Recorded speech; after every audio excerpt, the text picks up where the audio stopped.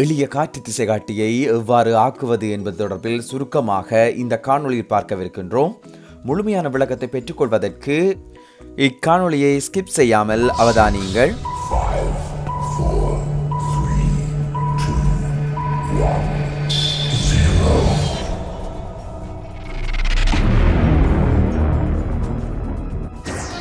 தரம் 6 தொடக்கம் 11 வரையான விஞ்ஞான வினாத்தாள்களையும் காணொளிகளையும் பெற்றுக்கொள்வதற்கு துளிர் முகநூல் பக்கத்தினை லைக் செய்வதுடன் துளிர் யூடியூப் சேனலினை சப்ஸ்கிரைப் செய்யுங்கள்.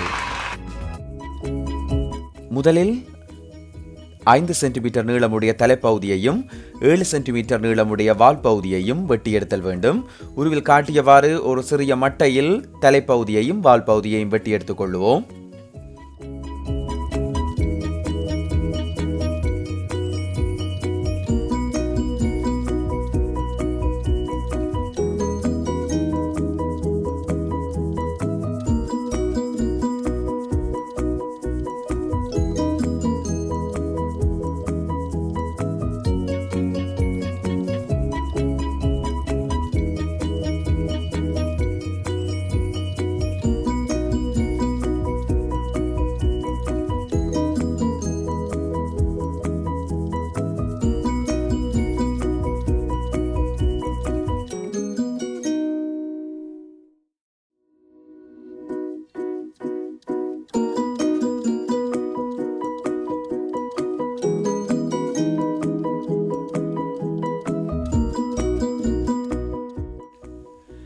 பேனையின் உட்பகுதியில் காணப்படும் குச்சியில் இரு முனை பகுதிகளிலும் 1 சென்டிமீட்டர் ஆழத்திற்கு பிளவை ஏற்படுத்துவோம்.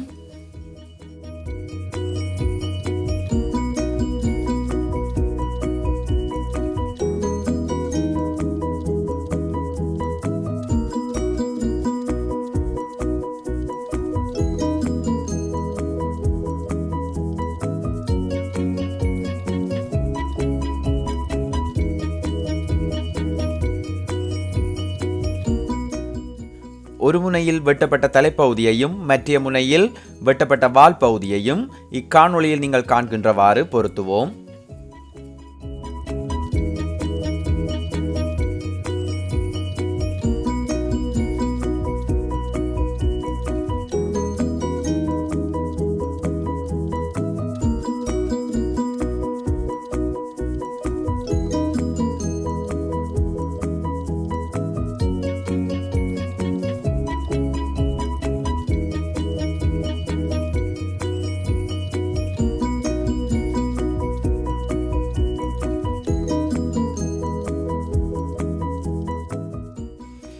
சிறிய பேனை குச்சியின் சமநிலை புள்ளியில் சிறிய குண்டூசியை இக்காணொளியில் காட்டியவாறு இணைத்துக் கொள்வோம்.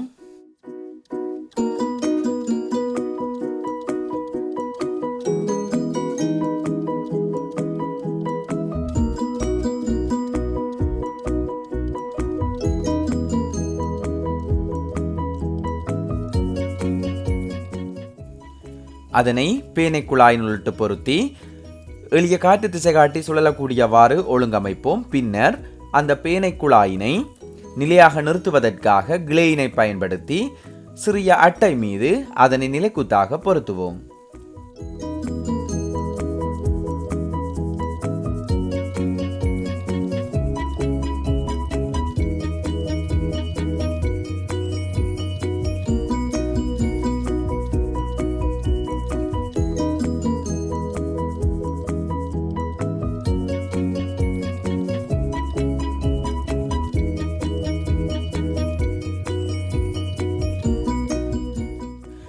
இப்போது நீங்கள் அமைத்துள்ள இந்த எளிய காற்று திசை காட்டியினை நன்றாக காற்று வீசும் ஓர் இடத்தில் வைத்து காற்றினுடைய திசையை அறிந்து கொள்ளலாம்.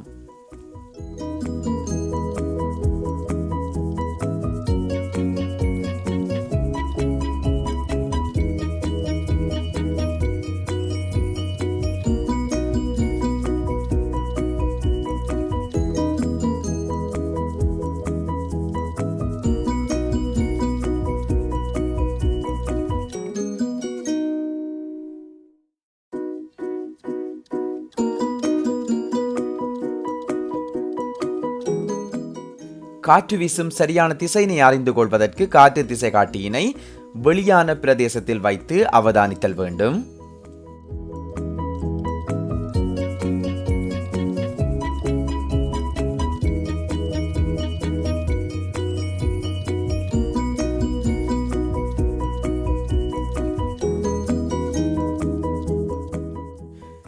காற்று திசை காட்டியின் தலைப்பகுதி காட்டும் திசையிலிருந்து காற்று வீசுவதனை நாங்கள் உறுதிப்படுத்தலாம்.